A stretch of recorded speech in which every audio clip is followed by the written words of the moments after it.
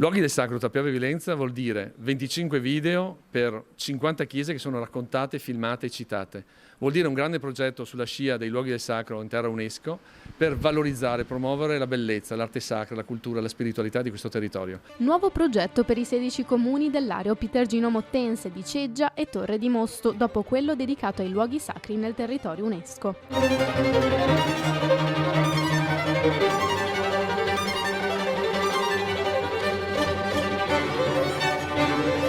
25 videodocumentari disponibili online che portano cittadini e turisti alla scoperta di luoghi di culto per far conoscere il patrimonio artistico, storico e religioso della zona. È la storia di una dimensione di popolo. Noi siamo andati alle radici di un qualcosa che ci appartiene, che è patrimonio comune. Progetto realizzato dalla Diocesi di Vittorio Veneto, dall'Istituto Beato Toniolo in collaborazione con la Diocesi di Treviso, il sostegno di Banca Prealpi San Biagio e il supporto tecnico di QDP News. Valorizzare l'economia, ma soprattutto anche valorizzare da dove siamo venuti. Le nostre comunità hanno dato vita a questi beni, a questi monumenti, a queste opere incredibili ed è giusto oggi valorizzarli. Un lavoro frutto di ricerche e studi da parte di esperti del settore della Diocesi di Vittorio Veneto, figure professionali che si sono formate nel corso degli anni frequentando il biennio di preparazione alla valorizzazione dell'arte sacra all'interno della Chiesa diocesana. È un modo questo per valorizzare, per far conoscere,